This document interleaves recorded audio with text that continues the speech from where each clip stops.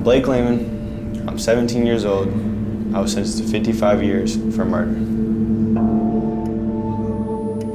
I'm Jesus Macedo Perez. I'm 17 years old, and I got sentenced to 65 years for murder.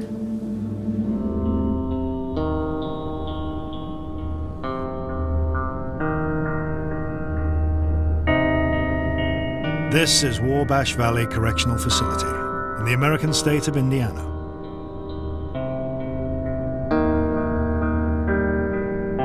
This 90-acre maximum security compound is home to over 2,000 of the state's most notorious criminals. The convicts are imprisoned by a 15-foot high fence topped with razor wire, a secondary electrified fence, 6 guard towers, and over 750 staff. Block D is unique. Inside live 40 teenagers. Teenagers so troublesome and violent, they've been tried and convicted as adults. They've committed everything from armed robbery to murder, serving sentences from 2 years to 65 years. Locked in their cells for 18 hours a day, these youngsters are paying a huge price for their crimes. Boys reflecting on how a moment of madness has destroyed their lives. –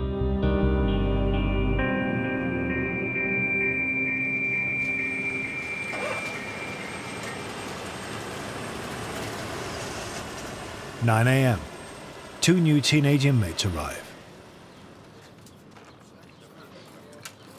Children are tried as adults when they've repeatedly reoffended in the youth system, or their crime is considered so horrific that an adult maximum security prison is deemed the only answer.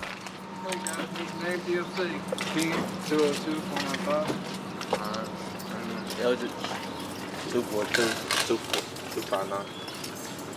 What's your name? Eldridge. With over 50 teenage boys annually coming through their gates, the officers at Wabash know what to expect. Well, these guys, they come in, they don't use deodorant and stuff. They don't care. I don't think they care. At 17, Jacob Eldridge is back for a second visit to the juvenile block, after breaking his parole on a previous conviction for carrying a handgun without a license. We got a good program here, but once in a while, they just don't do the program. They go out and get in more trouble and come back. And one of them here just did that. He got out, and now he's back again. So how many times have you been here before? Once. It's my second time back. But it's my last time back. You sound very sure about that. I am. Looking at the camera. The other new inmate's story is typical of the youngsters at Wabash. A few minutes of their life, followed by huge consequences. My name's Iron McKeegan. I'm 16 years old and I got sentenced for 10 years for robbery. Ireland owed money for drugs, so he, his sister, and a friend decided to rob a family friend's house. No, I guess you can say that I really didn't want to rob him at first. So I pretty much made myself, because the way they had planned really didn't go how it was going to actually go. Ireland rang the doorbell. When the homeowner, a 64-year-old man, answered, Ireland beat him with a socket wrench. Well, I'm just beating this dude up, and I don't know why. I guess since my adrenaline was pumping, I really wasn't thinking to just stop, but I just didn't. Yeah, my hands were all bloody afterwards. I couldn't see any white on my hands. He ended up being in the hospital for like 4 or 5 days. He lost like 3.5 pints of blood and broke his jaw. He had contusions to the back of his head, and what else happened? I think that's about it.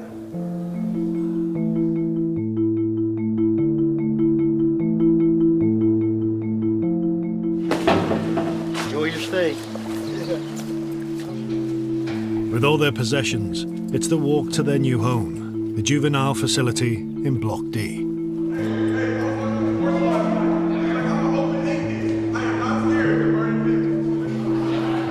Completely separate from the adult prisoners, these 40 teenage criminals eat, sleep, and learn in this one unit.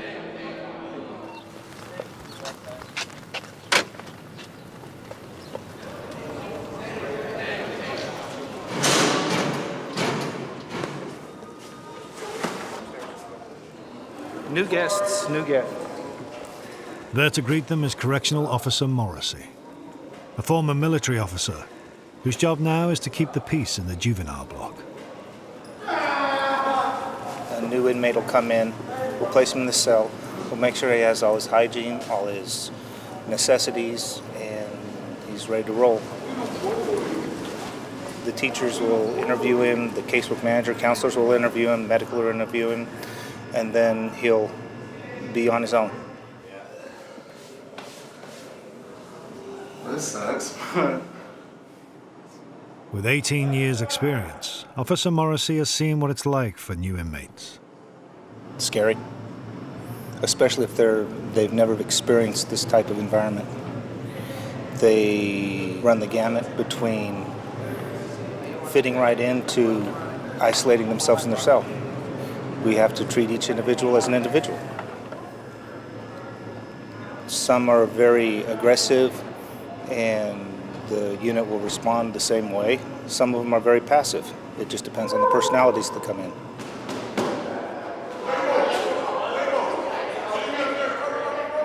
They all seem alright, you know. They all said hey and what's up, so it seemed pretty cool so far, so we'll find out. I want to go home with my family and get an education and just go home. That's a big reason why I want to kind of, stay out of trouble while I'm in here and do good and get out.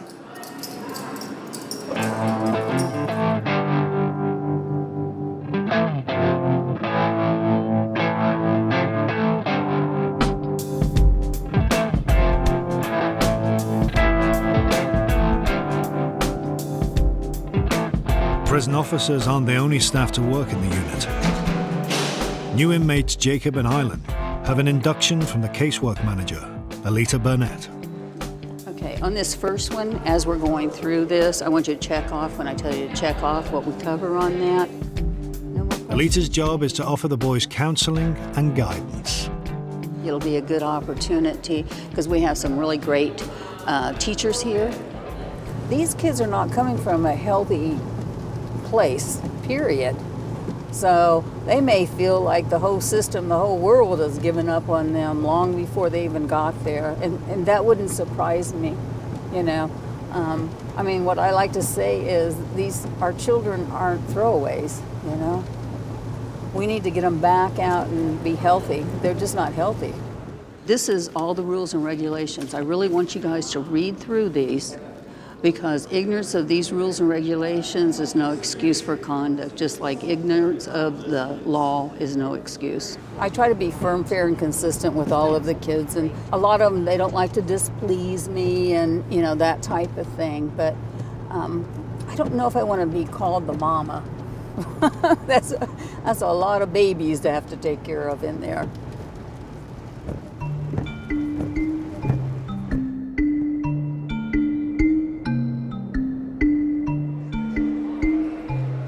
The majority of teenagers at Wabash are in for sentences of 10 years or less. However, being tried as adults means that those who have committed horrific crimes will spend much of their life in prison. I'm Jesus Perez, I'm 17 years old, and I got sentenced to 65 years for murder. Jesus has been involved in gangs from a young age. I've been jumped, I've been hit with bats, I got stabbed in my leg, I've been shot at. Ain't nothing new to me. I see this every day. Feel me? I live this life. You feel me? It ain't nothing. So I never got shot though, surprisingly. One June evening, out driving with friends in his hometown of Elkhart, he spotted a rival and an argument began. he was throwing gang signs or something. And he started like, I don't know, he said something, I got possessed or something, like something came over me. That's when I felt like something just, that's when I felt that just. In a fit of anger, Jesus fired one shot. Yeah, I seen his face too, like, I remember seeing him like, you know, a surprise face.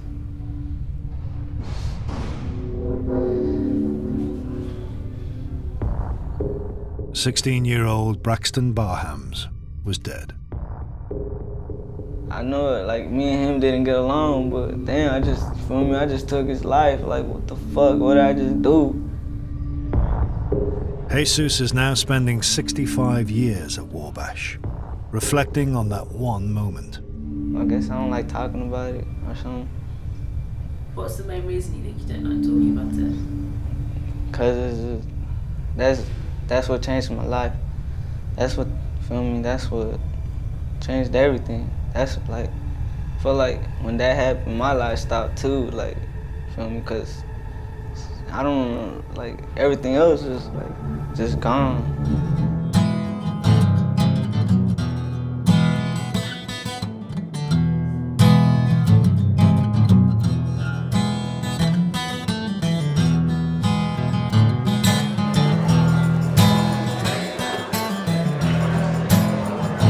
Teenagers at Wabash get 1 hour of recreation in the morning and 1 hour in the evening.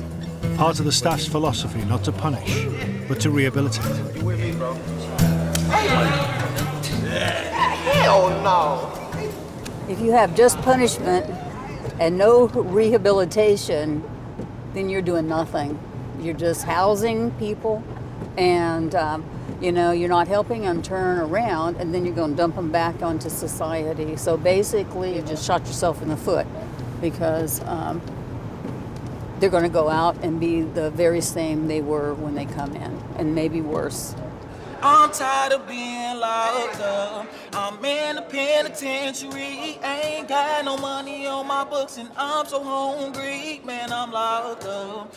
I'm Marquise Lee. I'm 18 years old, and I got 15 years for aggravated battery. For the better, cause I'm tired of talking to my people through these letters. Man, I'm locked up.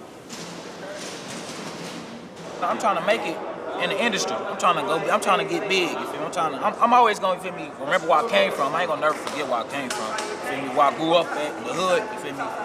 It's positive. I'm trying to make it to the top. Crazy, I ain't even. Marquise was 16 and on probation for theft when he committed his crime, for which he was tried as an adult. Some people say it ain't fair because we underage. But then again, I'll be like, you feel me? We did you ever heard of the saying? You feel me? You do the crime, do the time. You feel me? So that's why I'm like, you feel me? I did it. So I mean, I'm owning up to what you feel me? They charged me like I was a man. I'm gonna step up like a man and do my time. The victim had assaulted Marquise's mother, so he decided to get revenge with his accomplices, his uncle and mother. Excited. I was just trying to get to him. I was ready to get to him more than what I already did. I just wanted him. I wanted him to know, like, for me, he had the right one this time. Like he messed up. I wanted him to know that, like, yeah, you're not finna get away with this. So I'm finna get you. I ran up on him and we just got the fist fight. We got the fighting, and he fell. I dropped him. He fell and he crawled to the door. That's when I seen the chance. So you feel me? I took out the gun, I shot him. Wow. When I shot him, he dropped. The first shot, when I learned in court, the first shot hit him in the back, in the spinal cord, and it paralyzed him. His uncle then also fired. The victim died at the scene. He got what he deserved. That's how I was feeling. Like, you feel me?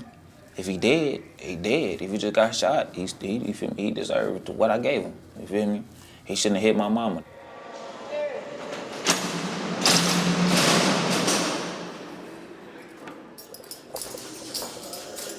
Marquise recently turned 18 and is due to move up to adult prison. However, he's been allowed to stay in the juvenile unit in order to complete his education. as long as he avoids getting written up. For the past 6 months, he's essentially stayed out of trouble. This is part of our reward program. At 180 days, they're entitled to get a loaner TV and an hour of extra rec a weekend. This motivation to not get in trouble. Get thinking like, ah, man, I don't want to lose my TV. So if I could stick to that, yeah, I'm gonna be straight. You're responsible for this. All right. Okay. You are now proud owner of a TV. Take it back to yourself. Dealing with children here is different from the adults because you do tend to adopt a parental role. I don't know all their stories. I don't know all their home lives. I don't know if they think of me as a father. I think some of them do. And I have to fulfill that obligation to them as well as do my custody position. Be what they need to grow. You have cable. I don't want to see any of them come back if they go out onto the civilian population. And I take that responsibility very seriously.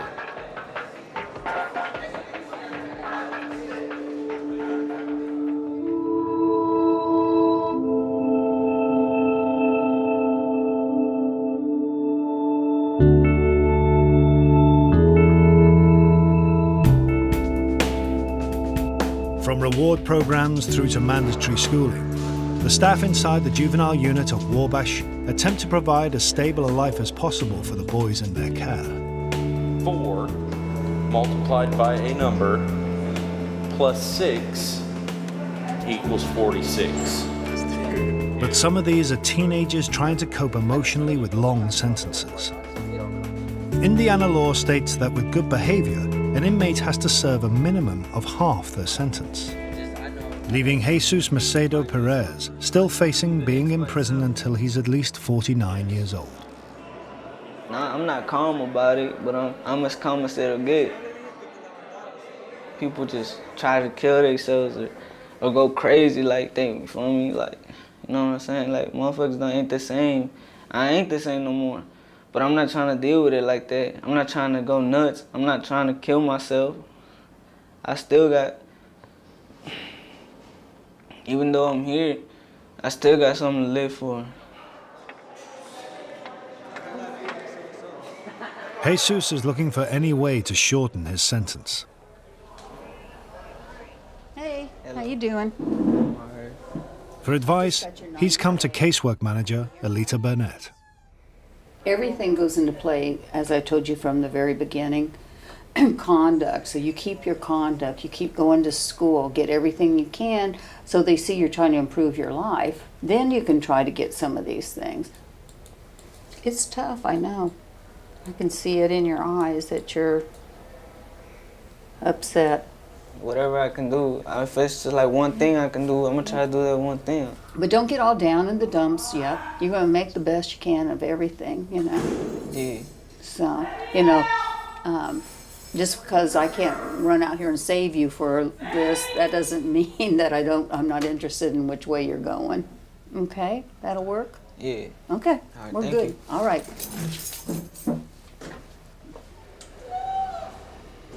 I just can't even imagine being that young and being in that situation.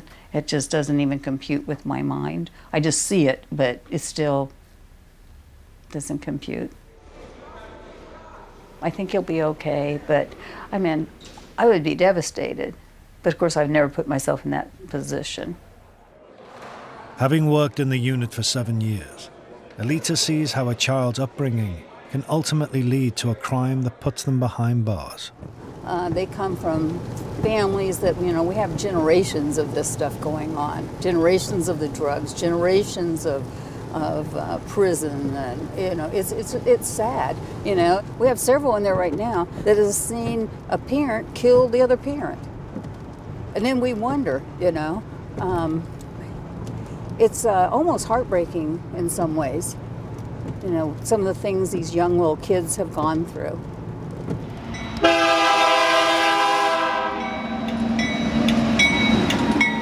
Jesus is from Elkhart in northern Indiana. His father left home when he was a toddler. The things I remember about my dad, they were not good memories. I remember him on top of my mom. He was hitting her, and I couldn't take it no more. I grabbed something and I hit him in the head with it, and I was young, and then like he hit me, and I flew across the room, and I just remember that part. His mother, Irene, is unemployed and is bringing up her 5 remaining children in their 2-bedroom apartment, a 5-hour drive from the prison. They haven't seen Jesus since he was taken to Wabash.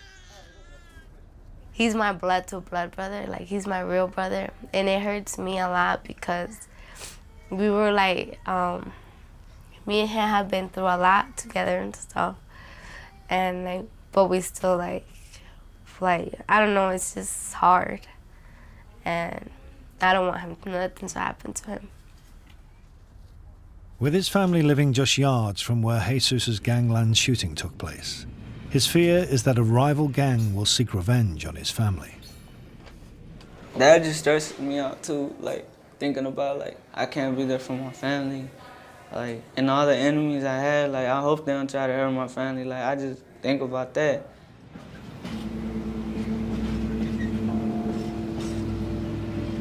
But it's not just on the outside where his gang life can catch up with him. Officers have caught Jesus carrying a letter containing gang-related material.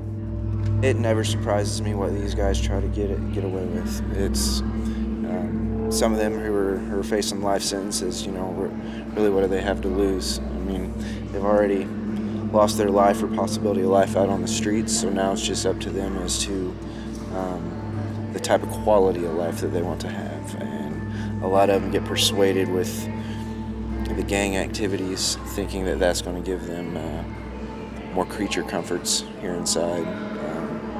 But eventually it catches up to them. Do you want me to read all this to you? No, I don't even care for it. Do you understand what it is? Yeah, STG. Many of the teenagers at Wabash joined gangs at a young age. Some of them are not getting nurturing the way that they need to have it. And so they get into a gang. Everybody wants to belong, and then they'll get them when they're very, very young. You know, they just want to belong to something, and a lot of them get pulled in. How do you plead? Guilty. Guilty? For Jesus, this is his first write-up. In prison more than ever, gang membership is hard to escape. Probably one of the hardest things you can do is get out of a gang, because the only way you really do get out of a gang is, feel me, you know, dead. Shit. Cause, I don't know. I don't even care. I don't care about shit. Fuck that, man. I'm tired of this shit.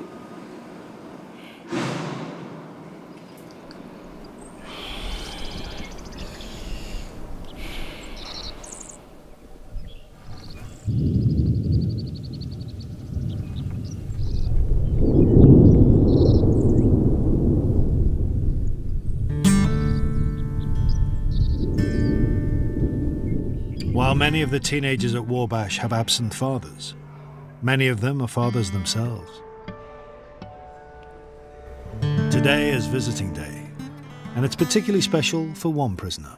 My name is Anthony Sanders. I'm 17. I was sentenced to 8 years for 2 counts of robbery. Anthony has a son, and today will be the first time he's seen him since he arrived at Wabash over a year ago.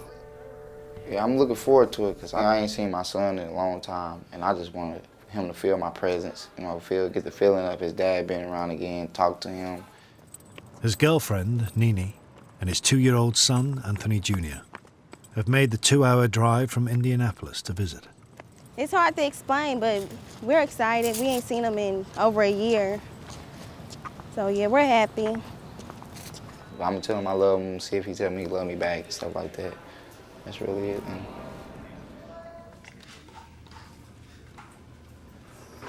Oh my God, there you go. Junior, who that? What's up? What's up? You get... Come here. Act like you don't even know. What's up? I'm your daddy. Say daddy. You want your mama? You gonna leave me? What's up? Say daddy, what's up? You don't even remember me, huh? You want your mama?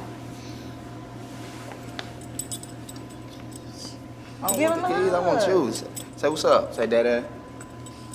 What's up, you crying? What's up? It's crazy. It's cool. Say what's up. Mama, daddy. Mama, daddy. Mama, daddy. This who you always talking about.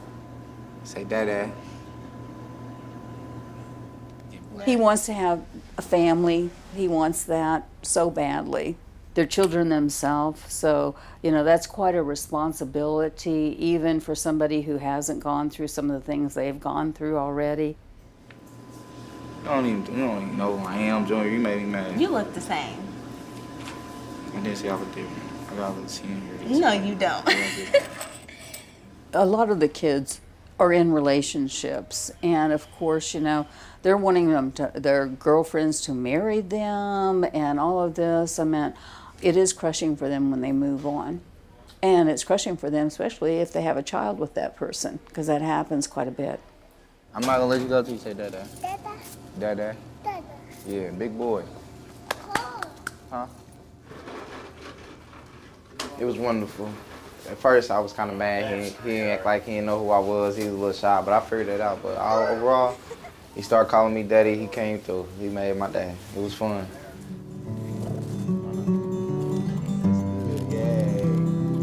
Say it, please. What? Made me feel real good. Made me feel like a father. What does that feel like?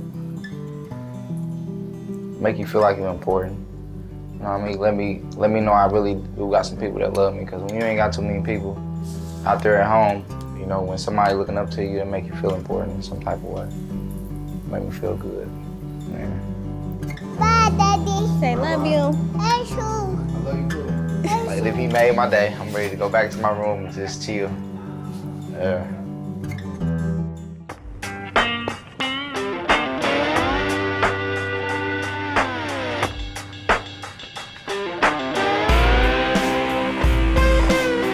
It's Memorial Day, a public holiday in America, and the prison put on a special meal for the boys in Block D. They are getting extra food, extra calories, special treats that they don't normally get throughout the week.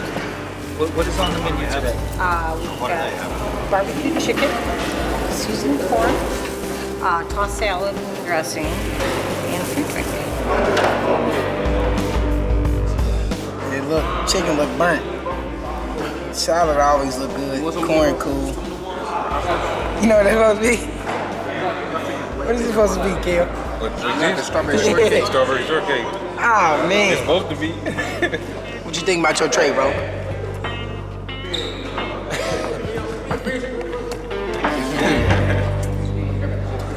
If they don't like the prison food, inmates can also buy treats with their own money. Blake Lehman has been at Wabash for over a year and has saved up for some ingredients to make a cake. The bottom, I got like honey buns, like crushed up to make like a dough. And I put some cookies on top of that, some peanut butter, and then more cookies, and then some honey buns. And then this is some icing that I made, because it's the closest thing to icing we can get. Some chocolate and some peanut butter, a little bit of milk, mixed it up. He's celebrating a big moment in every child's life, his 18th birthday. This is the second birthday I spent in jail, so, you know, it's really just another day. So this is why I made a cake, so I try to make it special.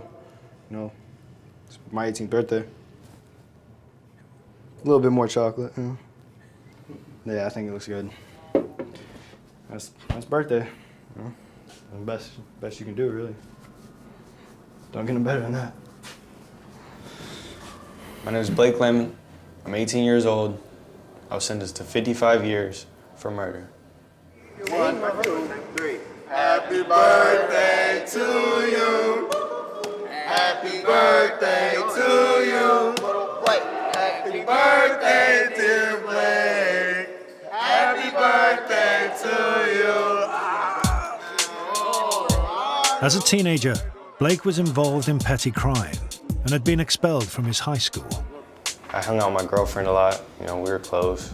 I was getting high every day. I was smoking. I wasn't really worried about a lot of stuff. You know, wasn't thinking too much about nothing. Blake and 4 friends decided to break into a house in search of some quick money. One of us kicked the door to the back and got inside. And there was another door to the kitchen that was locked too. I think someone kicked that too. I didn't know anyone was there until there was actually gunshots. You know, that's when I kind of figured out, you know, somebody's home. I didn't know. You know, I didn't hear anything. I just heard the gunshots and turned around and ran the other way. You know, and that's what all of us did. We all ended up running away, you know. So all three of us, me, Denzel, and Jose, ended up in the closet. But as Denzel was running towards the closet, he had got shot in the chest. And, you know, so he's climbing in the closet and he's bleeding, you know. And then as I'm climbing in the closet, I got shot in the leg. So we're all 3 in the closet and, you know, I'm bleeding. Denzel's actually dying. You could almost see like his, you know, his spirit leave his body. You know, like you could just tell it was over. You know, and it was bad. It was real bad.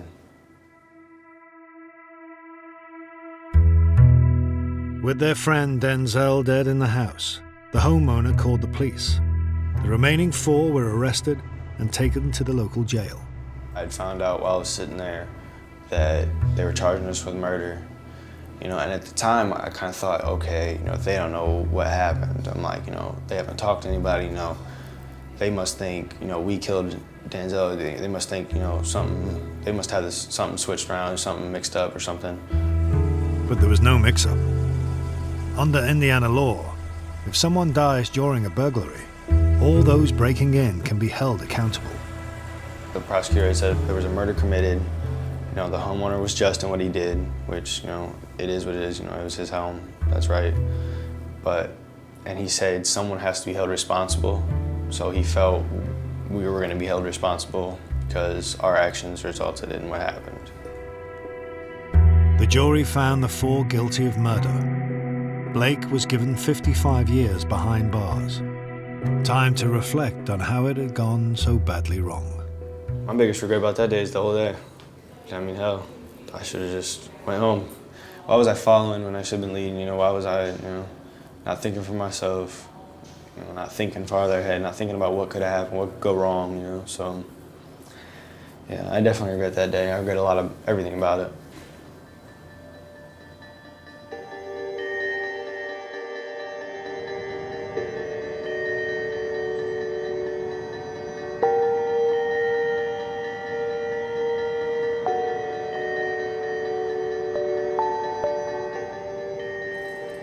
There's been an incident in the youth block. Marquise Lee is charged with assaulting a custody officer and is about to go through the disciplinary process. The previous evening, Lee threw liquid at another offender, which also hit the night shift custody officer. I know it may not sound serious, but it is very serious. If they throw liquid or anything else or any assault to staff, if we would not take that seriously, we would be assaulted all the time. Can you tell me what happened? He told it the best. I mean, you feel me? So you threw it on offender Buchanan and it hit the officer. Yeah. If it's urine and all of this, and you throw it at somebody, could contain viruses. So it's very serious. Tell me how you're going to plead. I'm going to tell you right now, you're probably not going to stay in here.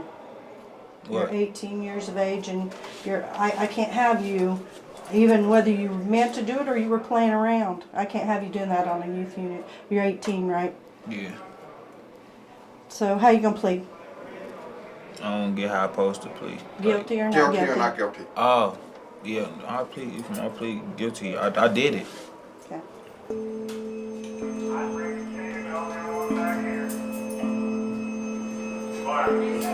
If he's moved out of the juvenile block, Marquise will miss the chance to complete his education in there. I'll get it if I intentionally meant to do it, you feel me? Meant to get it on the CO, but I didn't, you feel me? And that's for me. I don't know, man.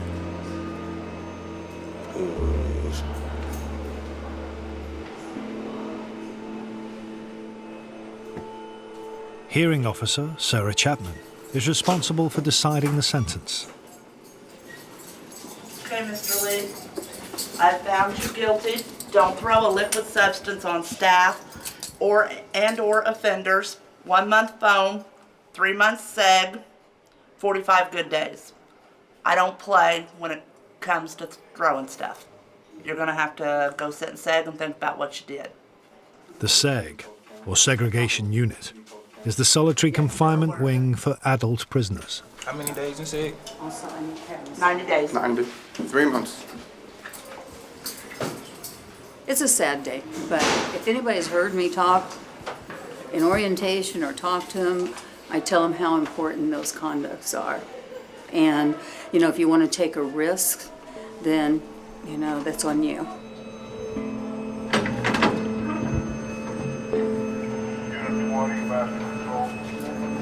He was on this unit even though he was 18 years old.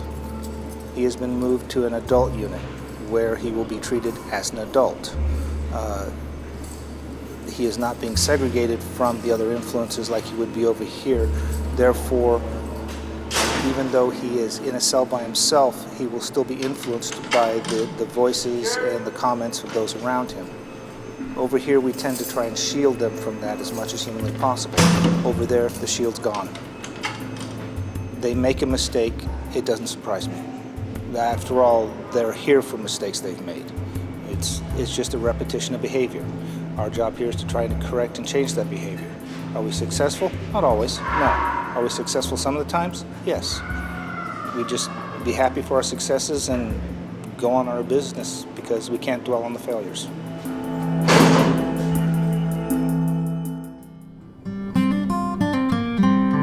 One of the goals for the boys at Wabash Valley Prison is to complete their high school education.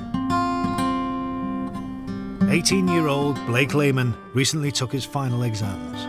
I have some good news for you. Yes, you passed your high school equivalency. Congratulations. Thanks, man. Yeah, no problem. No problem. Good work. All right? Thanks, man. So maybe you can move forward from here, right? Yep. That's fine. Okay. Good work. Appreciate it. Yeah, thanks for coming down. Thanks. What does that mean to you? Like, I don't know. It means I got an education now. I don't know. I'm happy though. I failed the first time, so, you know, I'm just glad I got it done. With his schooling complete and having turned 18, Blake is now eligible for the next stage of prison life, the adult wing, where he could spend the next 53 years. You hear all these stories and stuff like that, I just, you know, I see it for myself. And like I said, I got a lot of time to do. I could sit over here till I'm like 21 or something like that. I don't want to do that. You know? I'm gonna have to go to the general population eventually. I'm gonna have to go to the adult block eventually. So, you know, get it out the way, let's go. Blake's mother, Angie, visits every 2 weeks. She is in less of a hurry for Blake's move. I'm nervous about him going to the adult side. I know he's got a couple buddies over there that are waiting, but I just know that there's a lot of grown men over there that have actually committed murder and horrifying crimes. Hi, honey. I miss you. Oh. She's come with Blake's brother, sister, and girlfriend to see him for the first time since his 18th birthday. Oh, yeah, that's right. As well as bringing up her other 2 children and holding down a job working with people with disabilities, Angie's had to deal with the stigma attached to being the mother of a convicted murderer. I've heard such negative things through the last year. Even us parents should have been convicted, or we should have been charged, things like that. But as a parent, we can only do so much. I mean, we can only lead them so far. We can only give them so much advice. As teenagers, we all know we all make dumb choices and do things that you wish you wouldn't have done. From her perspective, the mistakes juveniles make is not taken into account in the US system of trying children as adults. I think we have a juvenile justice system for a reason. I think all juveniles should be charged as juveniles. They're not adults. They don't think like adults. They haven't learned like we have. These kids should have a chance to learn from their mistake and they didn't get that opportunity.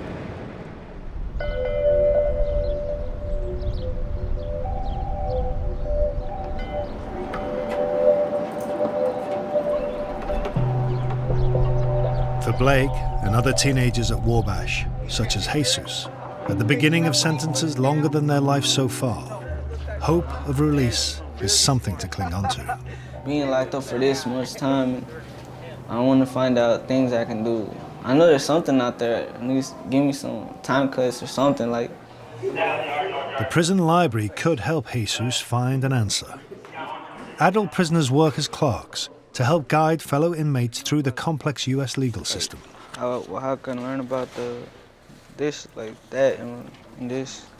His murder charge, combined with his gang activity, meant he was looking at a sentence of 130 years. So he took a guilty plea in court, in return for a reduced sentence of 65 years. So basically, this is your first step trying to do anything about a PCR. You know what a PCR is for, though, right? I know it stands for post-conviction relief. It's to reduce your sentence, so. It can reduce your sentence and get your sentence overturned. It can be anything. Go back and get you retried. You know what I mean? But I took a plea, so it doesn't matter though. On a plea? Yeah. Well. I don't hold a lot of hope that he's going to get a shorter sentence out of this. Nobody's going to get him out of here in a year. Nobody's going to get him out of here in 2 unless they overturn his whole case. It's just not going to happen. Every prisoner, whatever age, whatever crime, has to come to terms with the consequences of their actions. I regret everything I did. I regret making money, even though it was good. I regret making money the bad way. I didn't realize it was affecting people. It was affecting people that were addicted to drugs. Like, I don't know, like stuff like that. I guess I was too young to realize I'm 17. I was 12, 13, 14, 15.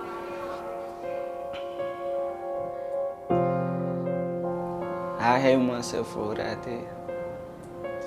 And I understand why people hate me. I get it. I know why it's. I feel them, like I hate myself too.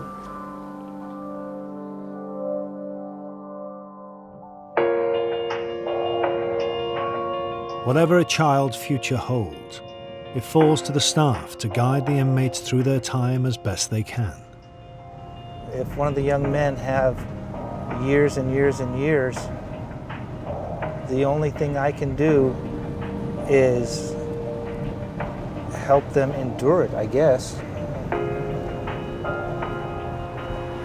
Giving them hope is not, I can't do it. I would like to see them have a better life, and I think that takes a lot out on you when you know you can't really provide that. I'm always trying to bow out of there. It's hard on me, so I'm ready to pass that crown over to somebody else. I'm tired of being locked up. I'm in a penitentiary. Ain't got no money on my books and I'm so hungry. And I'm locked up. Ain't got no money on the phone. My back against the wall and I'm all alone. Man, I'm locked up. See, this right here gon' change me for the better. Cause I'm tired of talking to my people through these letters. Man, I'm locked up. Being locked up in this room driving me crazy. And my brain is getting lazy. Man, I'm locked up. I'm in a penitentiary. Ain't got no money on my books and I'm so hungry. And I'm locked up. See, this right here gon' change me for the better. Cause I'm tired of talking to my people through these letters. Man, I'm locked up. Been locked up in this room driving me crazy. And my brain is getting lazy. Man, I'm locked up.